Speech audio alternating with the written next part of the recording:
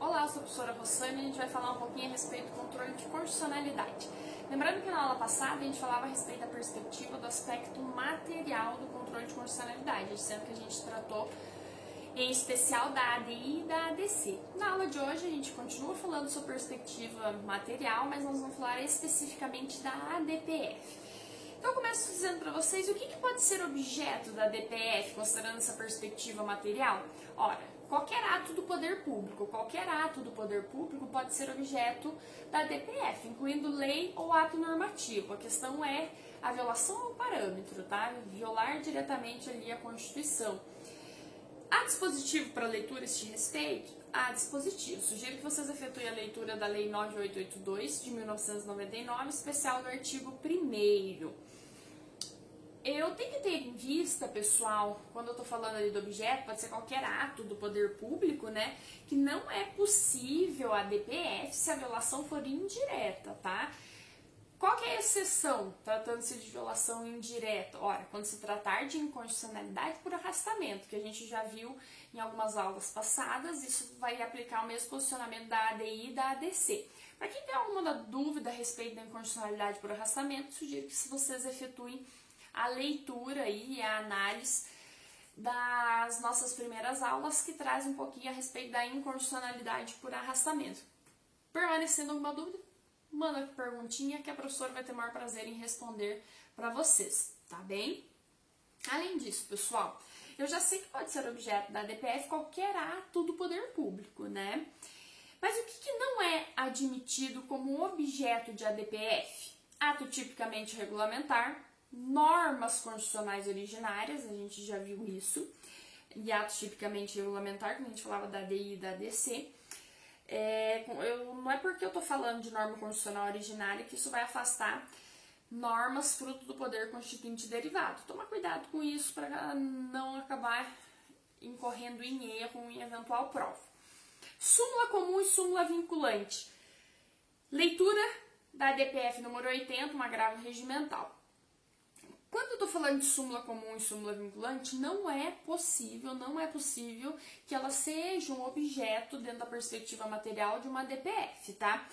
Por que não pode, professora? Veja bem, porque eu tenho um procedimento específico quando eu falo de súmula vinculante, que é o cancelamento de súmula. E quando eu estou falando de súmula comum, a questão é apenas uma uniformização, um assentamento de jurisprudência do tribunal. Se é só uma uniformização, um assentamento de jurisprudência, não tem por que eu pensar na propositura de uma ADPF, tá?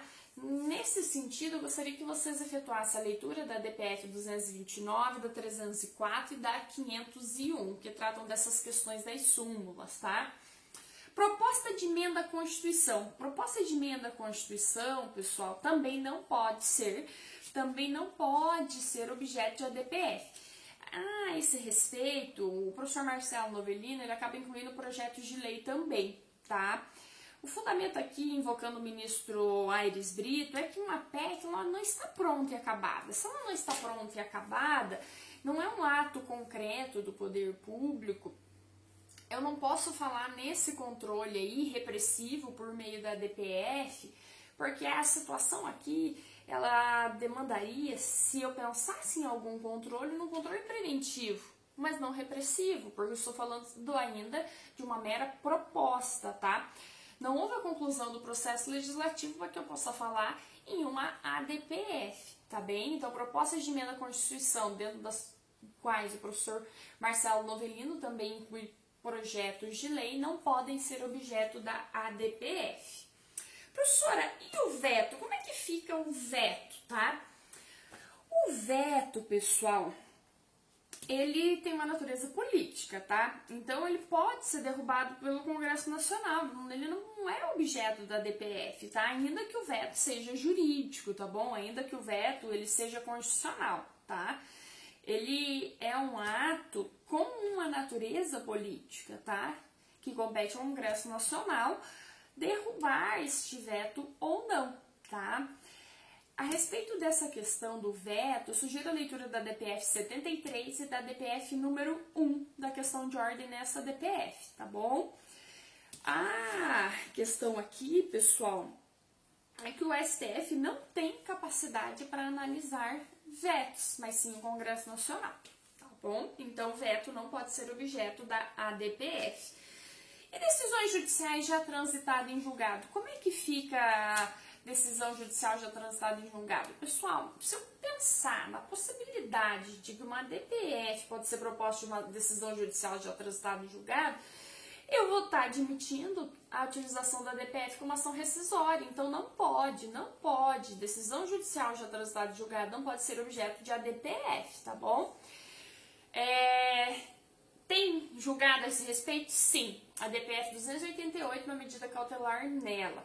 Eu tenho que tomar cuidado, pessoal, que para decisão que não transitou em julgado, o STF admite a DPF, tá? Dá uma lidinha na DPF número 101. Então, não confundam.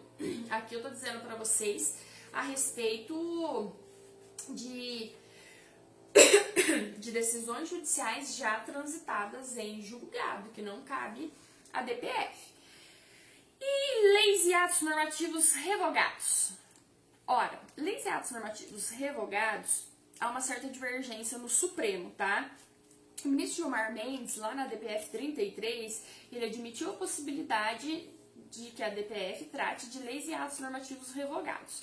O ministro Menezes, por sua vez, na DPF número 49, ele disse que não é possível a análise de leis ou atos normativos revogados. E daí eu digo para vocês, o que a gente vai fazer? Eu tenho uma divergência dentro do próprio Supremo, duas ADPFs com posicionamentos diversos tratando da mesma questão, DPF 33 e a DPF 49. Nesse contexto, pessoal, veja bem, a CESP, ela acabou cobrando numa prova de concurso posicionamento do professor Gilmar Mendes, tá? Mas o que eu sugiro para vocês? Sendo uma prova discursiva, tragam as duas correntes que perspassam dentro do STF, tá? Tragam as duas correntes e apresentem a divergência, tá bem? Se for uma prova objetiva, a gente vai ter que analisar a banca para saber qual questão que a gente vai considerar como correta de acordo com o perfil da banca. A gente já sabe que se for a SPESP, eu vou adotar o posicionamento do ministro Gilmar Mendes, que é possível a DPF de lei ou ato normativo revogado, tá bom? Aqui, pessoal, a gente fechou a perspectiva, o aspecto material. Nós tratamos aqui hoje, na aula de hoje, a respeito da perspectiva do aspecto material da ADPF. Na próxima aula, a gente vai falar a respeito da perspectiva do aspecto temporal. Espero que vocês tenham gostado. Se inscrevam no canal, deem um like no vídeo e ative o sininho para ficar por dentro das novidades. Obrigada!